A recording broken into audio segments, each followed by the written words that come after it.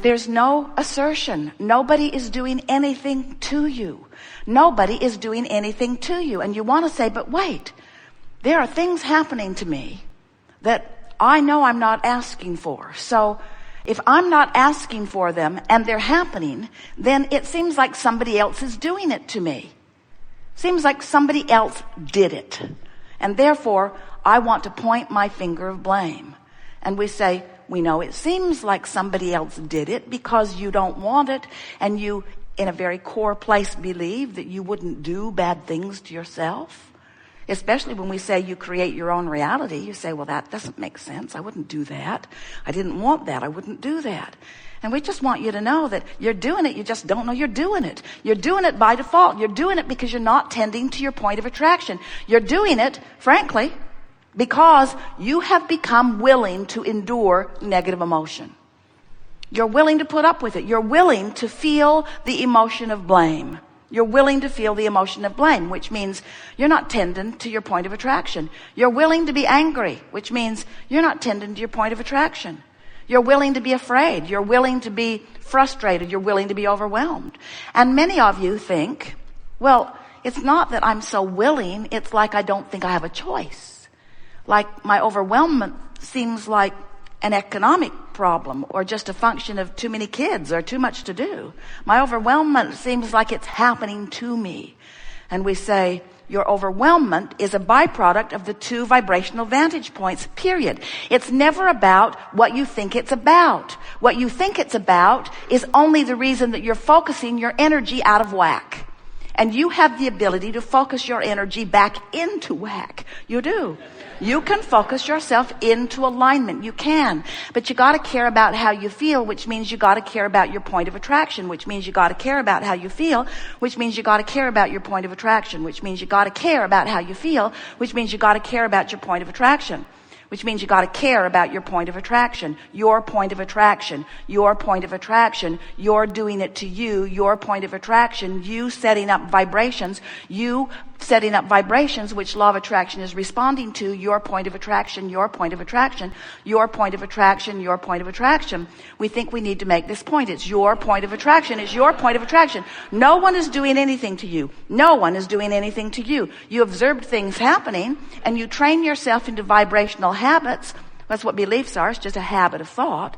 You train yourself into those patterns, and those patterns equal your point of attraction, but nothing happens to you outside your point of attraction.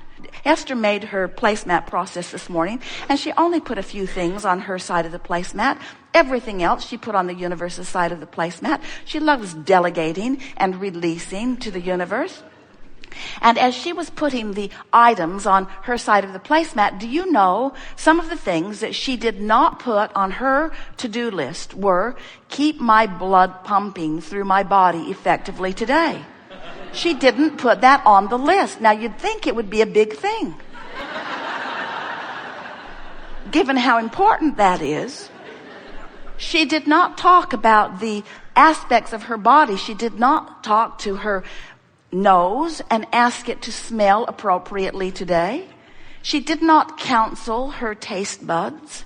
In other words, she didn't ask her liver to function well. She did not address any of the organs of her body. Can you imagine someone that lackadaisical in her things to do today list? She didn't put sun come up. She didn't put earth continue to spin in its orbit. She didn't put any of those things that are so essential to every moment of every day that you live. We think that you want to give it to us that the well-being is bigger than the problem in your bank account, or the well-being is bigger than the problem with the oil gushing in the Gulf. The well-being is huge. It's enormous. There is no way of even comparing. And we want to say this to you because we want you to feel the bigness of the well-being that is the counterpart of this vibration that you are offering. In other words, two vibrational aspects playing off of one another all the time. Well-being is winning no matter how pessimistic you are. Well-being will prevail. So now the question comes to you and what you're doing with your conscious, focused mind. Because with your conscious, focused mind, you only have the ability to affect the vibrational relationship between these two vibrational aspects of you. And we want you to hear something that you probably are not really aware of. Most people don't understand this at all. If you were not in this body and you were not deciphering contrast and you had not come to your own personal conclusions, whether you spoke them verbally or not, about what you don't want and what you do want, just your exposure to life has caused you to put all kinds of things extremely personal to your experience. In fact, that's the only way you can do it. Extremely personal to your own experience as it relates to you and everything that you are living. As you put these rockets of desire into your vortex that are very personal to your experience, things like, I would like plenty of money. I would like to have the freedom to do as I want to do.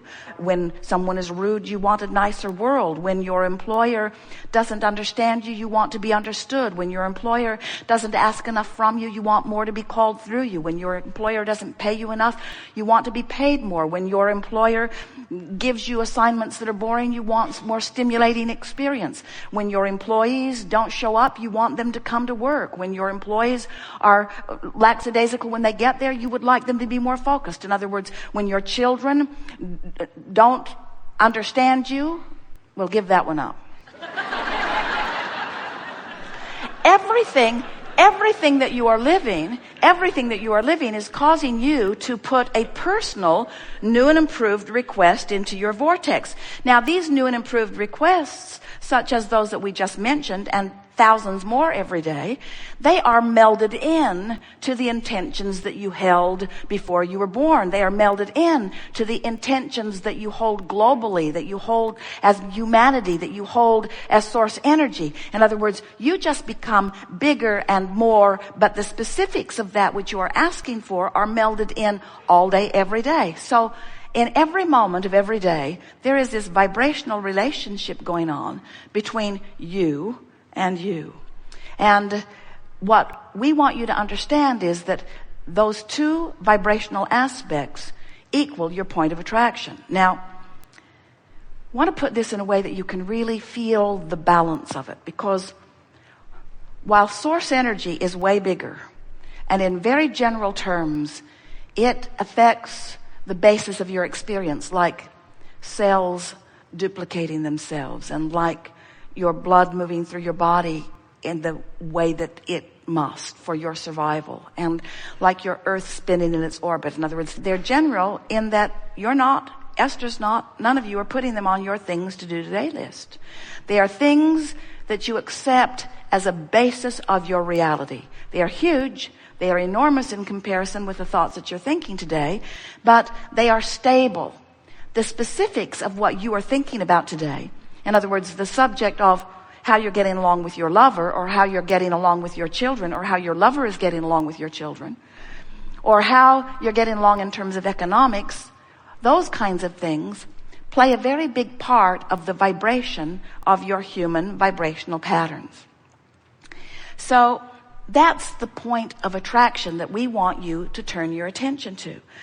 We want you to understand that if your life had not caused you to become more, then not going wouldn't feel bad. In other words, if you had not, over all that you've lived, become one who loves, then not loving wouldn't bother you. But it does. It bothers you because it keeps you apart from who you are. So start in that place. Do you understand that you are more than this physical body? Do you accept that the source energy that was you before you came still exists non-physically as soul or source? Some call it God, but do you accept that that source still is? Does it make sense to you that you are a creator and therefore an expander? Doesn't it make sense to you that you didn't come just to catch up with something already done? What would be the point? You came as an expanding source energy to take thought beyond what it has been before. And the specifics of your life have taken it beyond what it was before your birth. Now, we have not said this to you before. We're going to say it to you here and now. It will answer many questions that we've been feeling coming from you. You accept the premise, or at least follow us through with our analogy, that you were source energy before you came into this body. And in this body, you explore and expand. The emotion that you feel is not about the difference between what you're thinking in this moment and what you thought before you were born. In other words, that basis from which you were born is not part of the emotional measurement that you feel in your emotions now. Some of you heard that. You're right out there on the leading edge if you did. We'll say it until you all hear it, because it is essential to understanding your point of attraction. So, before you were born, you understood that the earth would spin in its orbit. So, that's not part of the thinking equation that you've got going on now. In other words, nobody's feeling negative emotion relative to that subject. That subject is established. The things that are giving you emotional feedback are the things that you put into the vortex that you are now defying.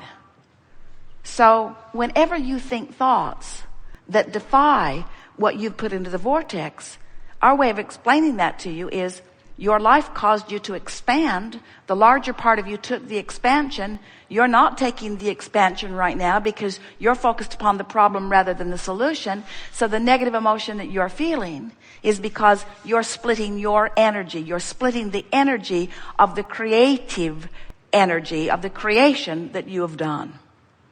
Just to get your attention, and maybe this will help you coming round to what we're getting at here, this vortex of creation where you've put the spin-off of everything that you want, that vortex of creation where the source within you has gathered it and has vibrationally become the culmination of all that you have ever asked for, that vortex of creation is the only present tense that exists in all of the universe.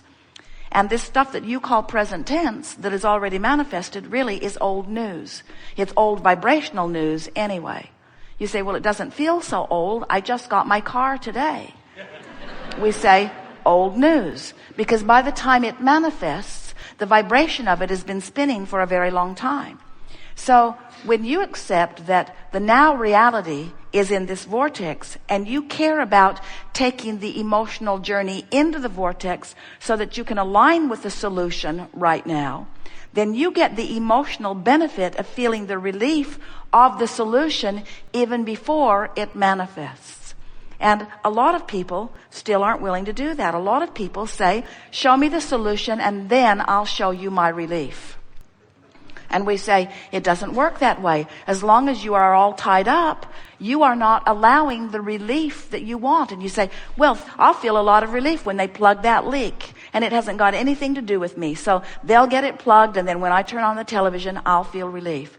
And we say, you are the creator of your own experience. And if you train yourself to expect others to change conditions so that when you then observe those changed conditions, you will feel better, you miss the point of your reason for being, and you hold yourself chronically, vibrationally apart from your vortex, from the real time of who you really are. We have enjoyed this interaction more than words can convey.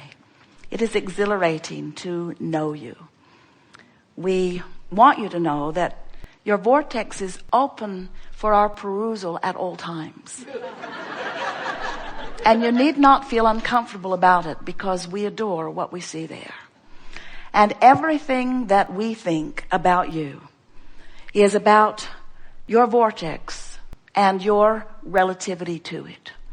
Every word that we utter and everything that we know is about assisting you in coming into conscious awareness with who you are. We told you at the beginning of this day that it was going to be good, but there's no way of anticipating just how good something can be. It is the real-time discovery of it that we all experienced here together today. We weren't standing there in that knowing. Together, we found it. It is co-creating at its best. There is great love here for you. And as always, we remain infinitely in the vortex.